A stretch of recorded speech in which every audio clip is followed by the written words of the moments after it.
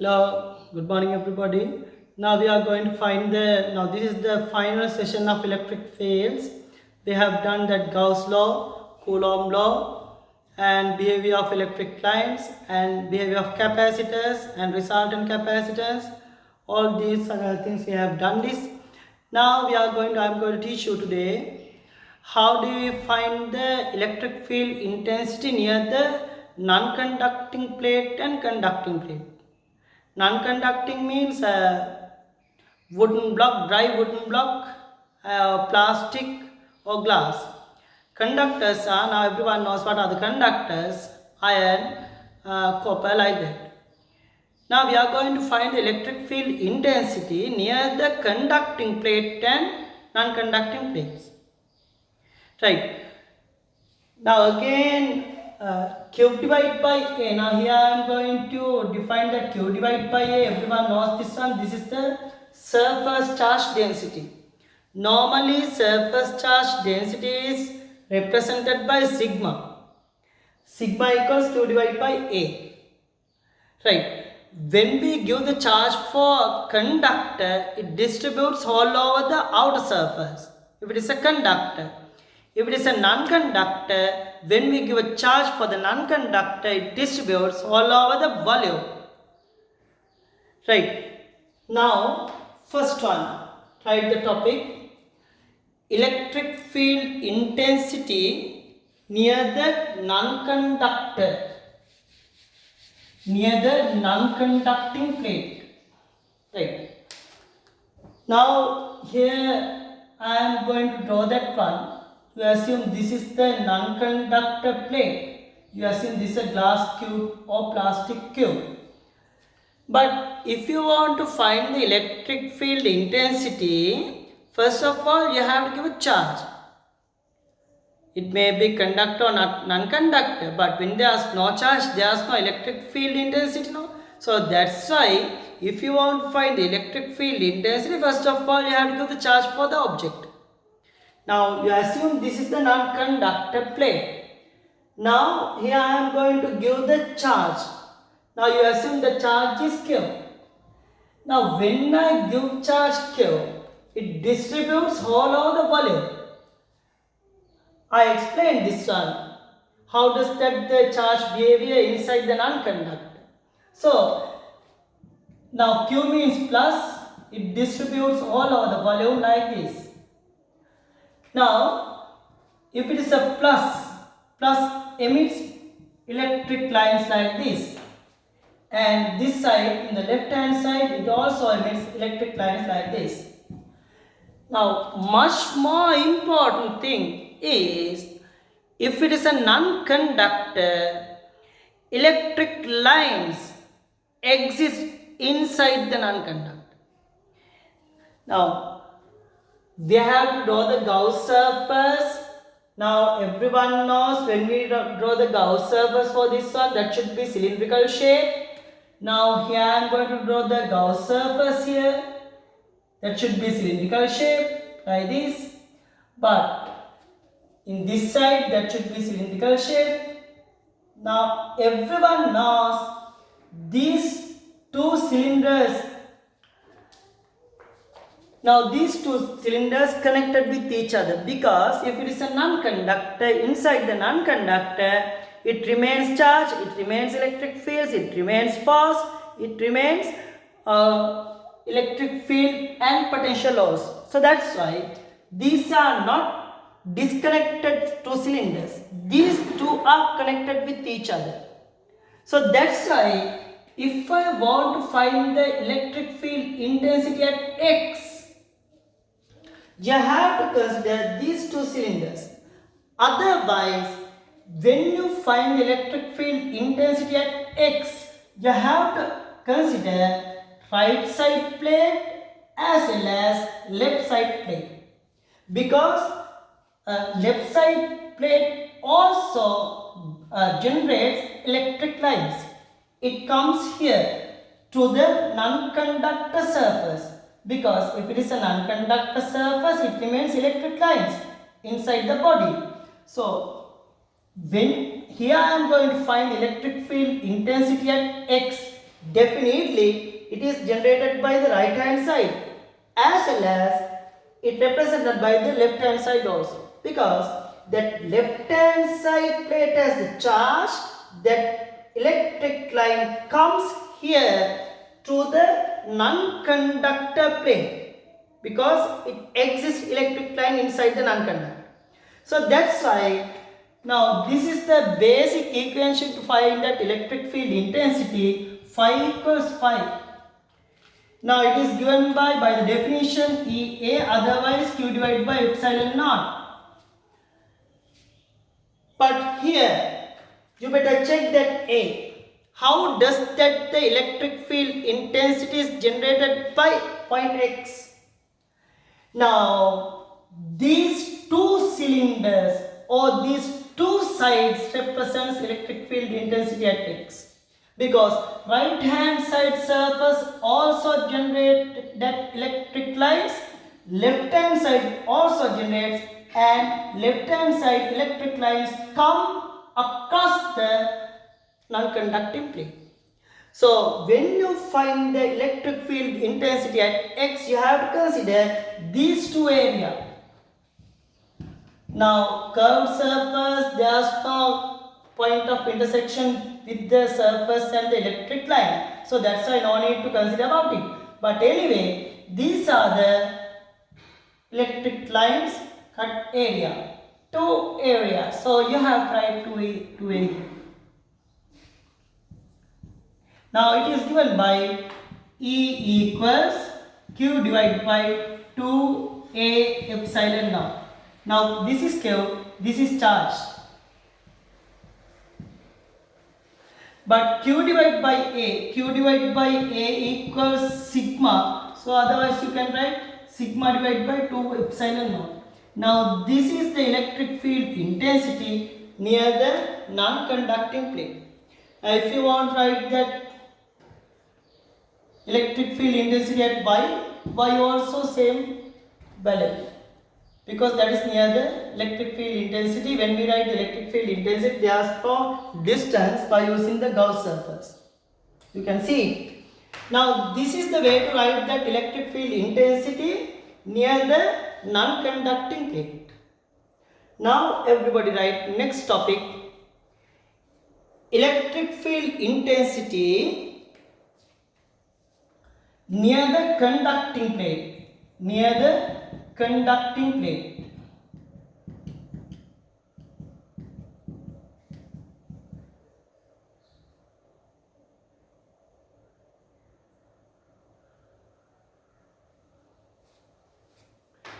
Right. Now when I give charge for the conducting plate, it distributes all over the volume, not it distributes over the surface only, all over the surface. There is no charge or electric lines inside the conductor. We have done this one, right? Now again we are going to find the electric field intensity at X or Y.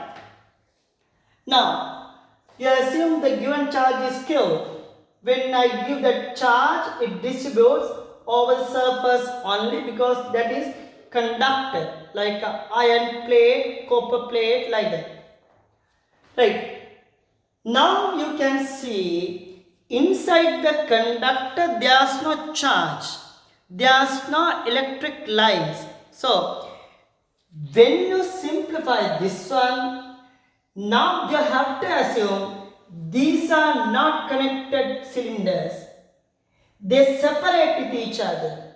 So when you write the electric field intensity at right hand side, you have to consider the right hand side plate only, because these two cylinders are separated with each other, because actually right hand side plate also generated that electric lines and left hand side plate also generated electric lines, but left hand side surface electric lines never come across the conducting plate. Because conducting plate, inside the conducting plate there is no electric lines of charge. So electric lines which is generated by the left hand side, it never comes across the surface. So that's why when you are going to write that electric field intensity at point X, you can't take the left hand side plate. You have to take right hand side plate only. Now when you are going to write this one, you have to take A only. Likewise, when you write the electric field intensity at left hand side, at that time also you have to take the left hand side cylinder only. This is the difference between the conducting plate and non-conducting plate. Now this is the conducting. So you have to write that A only, or sigma divided by epsilon r. Now this is the method to write that electric field intensity near the conducting and non-conducting. Now this is the conducting. If it is a non-conducting, E equals sigma divided by 2 epsilon r. Now these are very important. Conducting and non-conducting. Now these are for this equation for the non-conducting. Now this is for the conducting. Conducting plate, non-conducting plate. Now sometimes they will give you like this question. They will give you two plates. They charge positive and negative. Now this is the example. Now write everybody this one. Two non-conducting plates are charged positively and negatively. Non-conducting, everybody underline the non-conducting. Positive and negatively, as in the figure.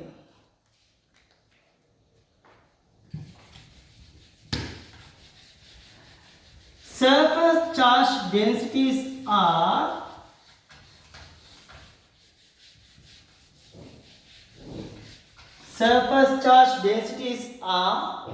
Q1, sigma 1, sigma 2 respectively. Now sigma means Q divided by A, charge per unit area. Find the electric field intensity.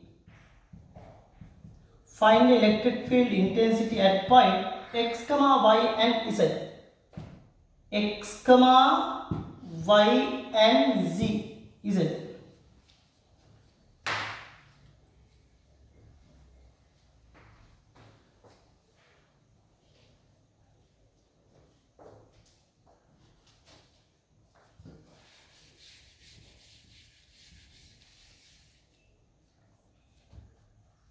Right. Now this is the method to find that electric field intensity. First of all, you have to draw the direction of electric lines. Now always electric lines come out from the plus and turns towards the negative. This should be the plus. Now this is the method. Now this black line represents electric line due to the sigma 1, and this line color blue line represents electric line due to the sigma 2. Now you assume like this.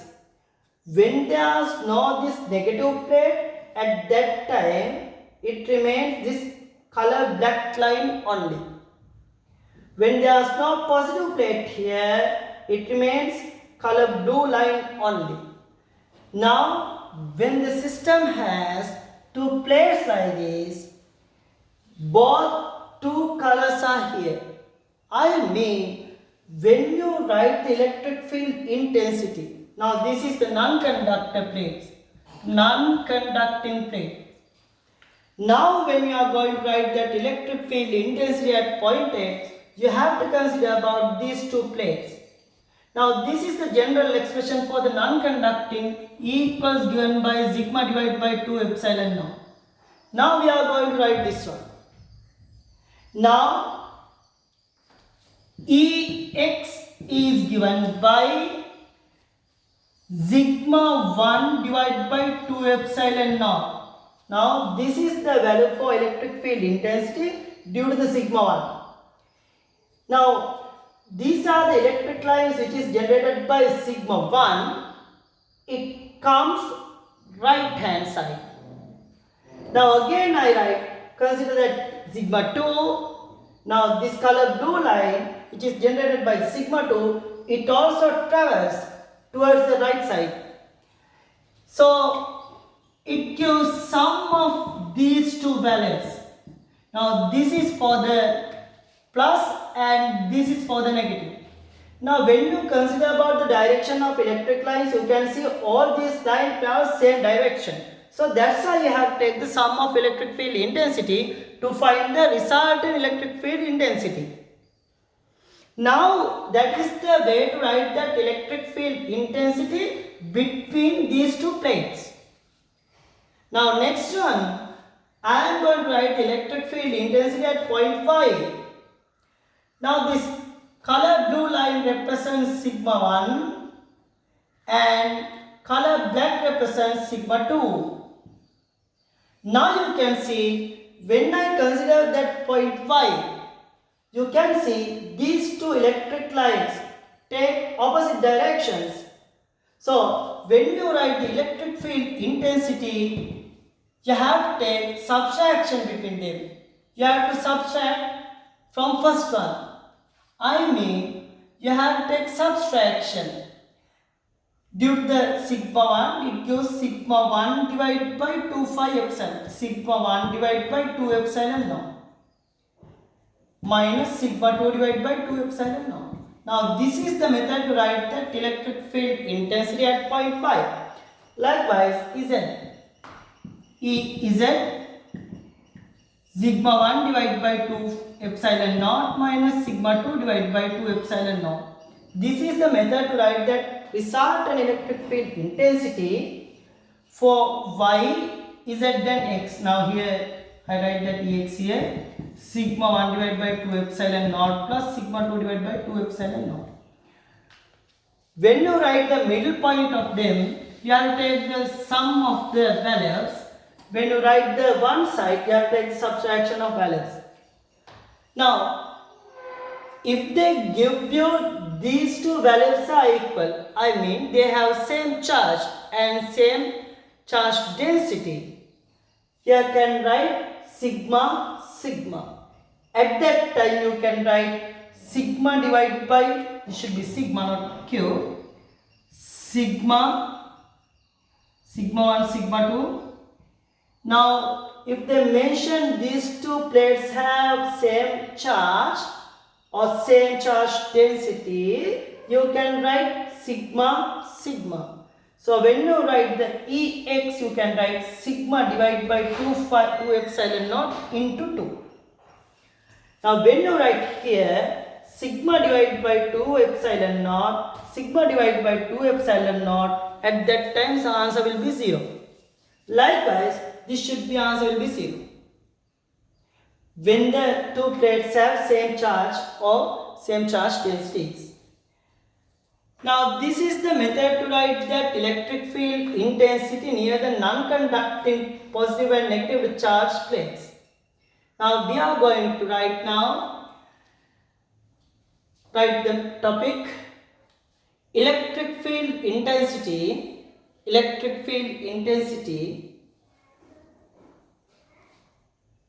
near the charged plate, near the charged conducting plates, near the charged conducting plates.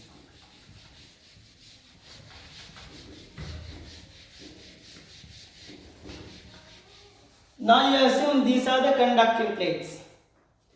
Now sigma 1 and sigma 2. Sigma 1, sigma 2 are the charge densities. Now again we are going to write electric field intensity x, y and z. Now these are the conductors.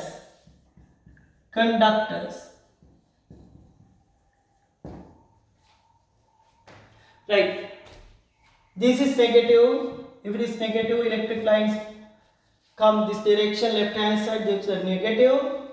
If it is positive like this. Now in the left hand side at the point 5, I draw due to the sigma 1 only. In right hand side Z, I draw due to the sigma 2 only. But it remains in the right hand side, that point Z has due to the sigma 1 also, and point Y also has due to the sigma 2, but I didn't draw that one yet. Right, now we are going to write the electric field intensity Y, X and Z. Right.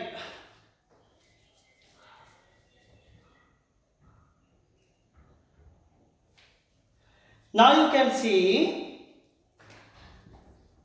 now likewise the previous one, always electric line comes out from the plus and travels towards the negative.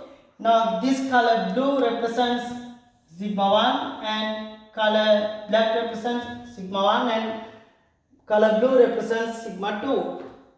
Now you can see these two directions are same. So when you write Ex, you have to write sigma 1 divided by epsilon naught and sigma 2 divided by epsilon naught. Because they have same directions. Same directions. Now, when they mention these two plates have same charge or same charge density, you can write sigma divided by epsilon naught into 2. Now again, now this line due to the sigma 1, due to the negative charge, it remains right hand side direction because that is negative. Always electric line travels towards the negative charge. Now this is the sigma 1 and you can see these are the opposite directions. So when you write Ey, sigma 1 divided by epsilon naught minus sigma 2 divided by epsilon naught. Actually this is like a non-conducting plates. There's a small difference. Difference is when you take the non-conducting, you have to write sigma divided by 2 epsilon. Sigma divided by 2 epsilon for each and every term. When you take the conductors, you have to write sigma divided by epsilon naught for each and every term.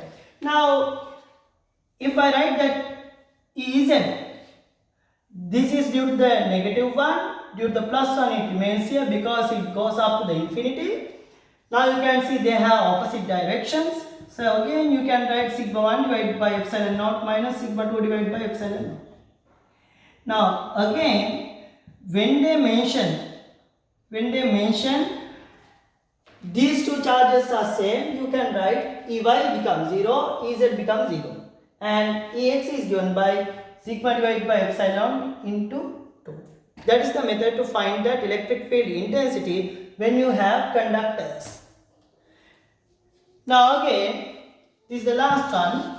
Now I gave you the capacitors connected circuit up to the infinity. Now here I am going to discuss how do we simplify that one when the system moves up to the infinity.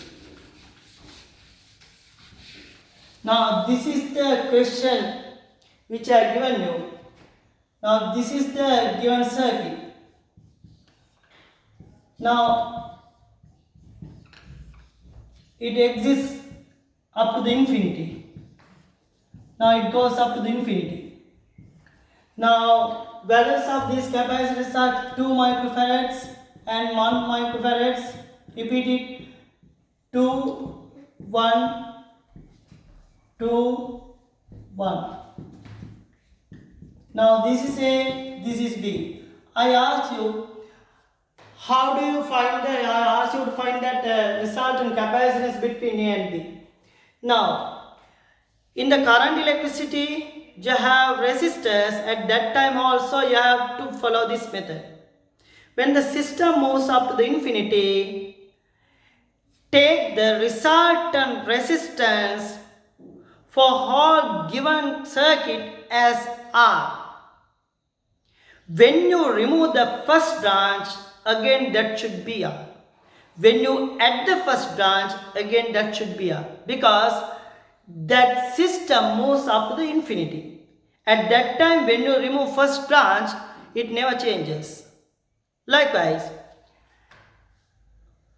when you find the resultant capacitance between A and B, everybody remove the first branch from the circuit. Now we assume resultant capacitance of the circuit without first branch is C. I mean this value is C. I told you to take the result capacitance of the given circuit as C without the first branch. But when you add the first branch, at that time also resultant capacitance will be C. That is the method, because that the system moves up to infinity. Right. Now you can see this is the first branch. Now everybody write the resultant capacitance without first branch is C. Now this is the first branch. Now this is 2 and this is 1. This should be C. That C connected with these 2 points. This is 1. Now it is very easy to find. Now you can see these 2 capacitors are in parallel combination. Now again we can simplify it. A, 2. Now this should be C plus 1. Because this is 1, this is C, and these 2 capacitors are parallel, C plus 1. And this is B. Now these 2 capacitors are in series. Now again write, when we add the first branch,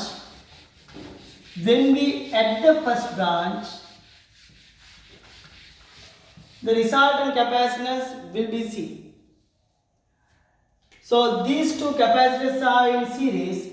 So 1 over C total equals 1 over C plus 1 plus 1 over 2. Now common factor is 2 into C plus 1. You have to use cross multiplication here. It gives 2 plus C1 plus C. Now C total also should be C, because without the first branch that should be C. When you add the first branch, that should be C, because that the given circuit moves the exists up to the infinity. Now you can simplify this one. Definitely it gives 2 power equation, and you can take the 2 factors here. Now this is 2C plus C. When I use cross multiplication here, 2C plus C squared plus C. You can remove that 2C terms from both sides. It remains C squared plus C. 2C here, 2C plus 2. 2C plus 2. 2C plus 2. It remains here. C squared plus C minus 2 equals 0. Now you can take the factors C and 2, 1. One factor should be minus, other one should be plus. Plus, minus. Now you can see C into C. C into C gives C squared. Minus 1 multiplied by 2, it gives minus 2. And minus C plus 2C gives plus C. So answer should be C equals plus 1 or C equals minus 2. But capacitance never takes minus value. That is a contradiction. So that's why answer should be 1. Now this is the method to find the resultant capacitance when you have the circuit up to the infinity. When it exists up to the infinity, you have to follow this method. What is the method? Take the resultant capacitance as C without the first branch. And again, add the first branch for the C. Just after adding that one, again you have to take resultant capacitance should be C. I mean, this is a summary. Without the first branch, capacitance or resistance should be C. With the first branch, capacitance or resistance should be C. Now that is the explanation. Now this is the final session of electric field intensity. In coming next Wednesday, we are going to do that surface tension, because that is a very small lesson. We can cover it. So I will start that surface tension coming next Wednesday 9 a.m. See you then.